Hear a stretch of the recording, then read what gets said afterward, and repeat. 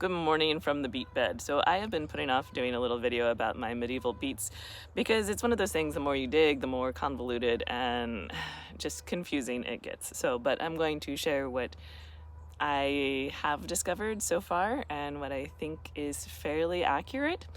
And with that, though, I am going to avoid discussions of when on the scene and where on the scene that big red round beet that we know of today modernly came on the scene. I'm going to focus more of what's found in Gerard and Fuchs herbals of the late 1500s from German and England, and then also like what's found in the Ticunum sanctalis, which is late 1300s, early 1400s Italy.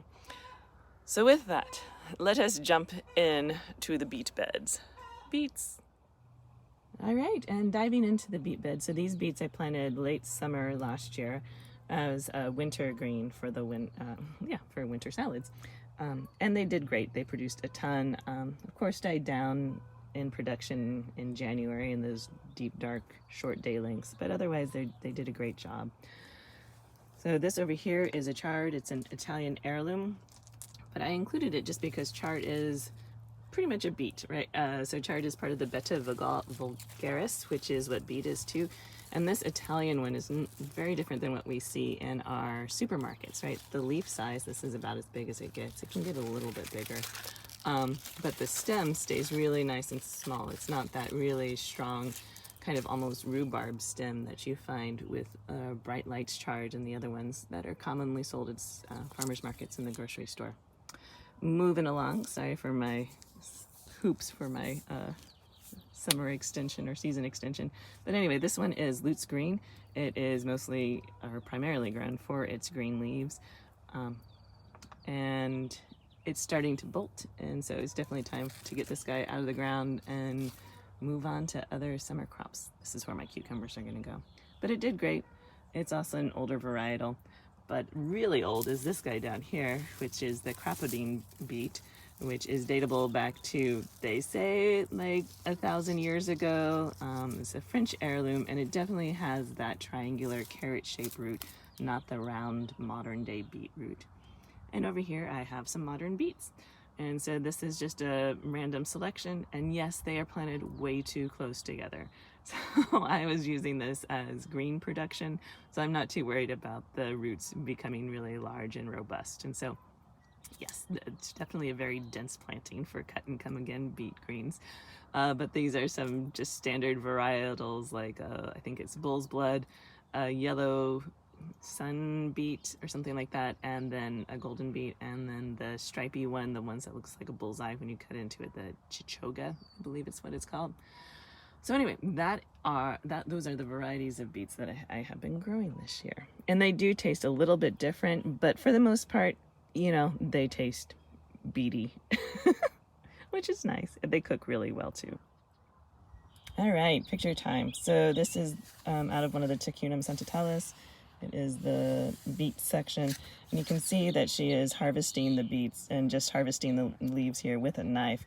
And what I love is that, you know, it's this lovely, mostly all green variegation, and the scale of them, they're pretty small leaves. They're not going to be those gigantic chard leaves, but it's a smaller version, and which is really remarkable too, or of note, because oftentimes the Ticunums, any of the editions, are said that the proportions are like wildly out of scale, and mostly they're commenting on spinach images, but you can tell here, if anything, these are smaller than our modern one. So, and I have views about them saying spinach is out of scale, but that's a different topic. So anyway, that one I included just because I think it looks a ton like this heirloom Italian chard, Triga or something like that, I believe it's what it's called.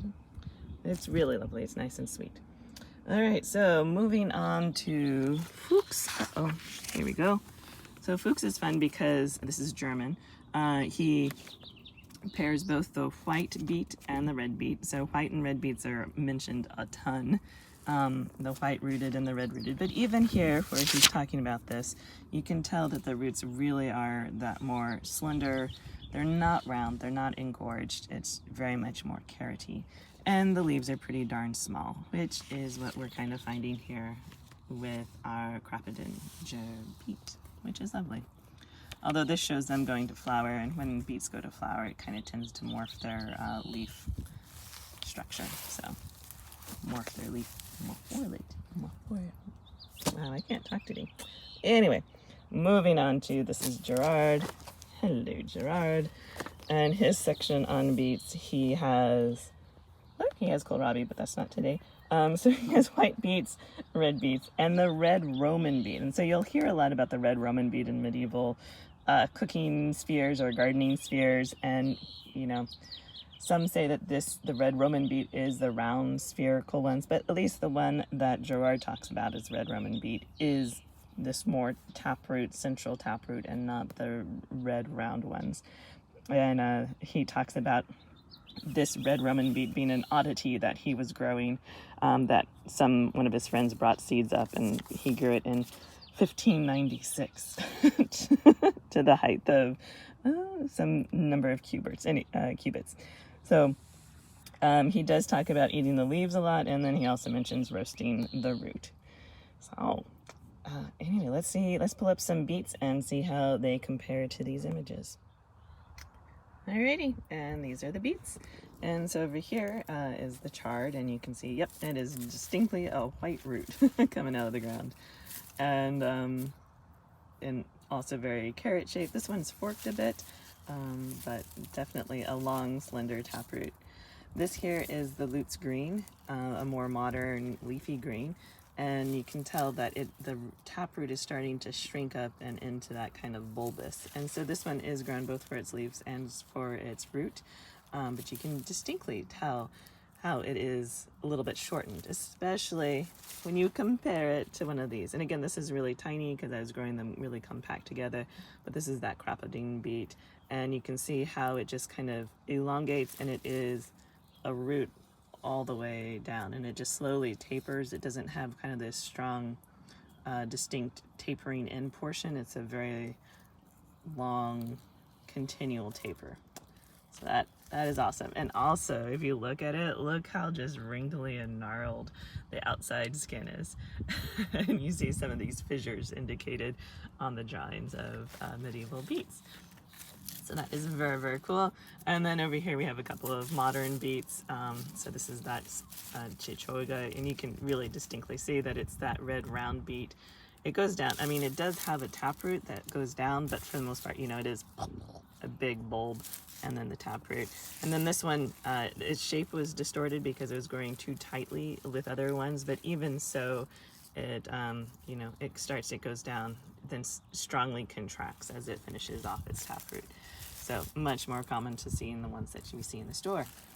So I guess next step is going to roast these up and see what it's about. I'm not going to make a fire today, but I am just going to stick them in my oven and give them a bit of a roast and do a taste test.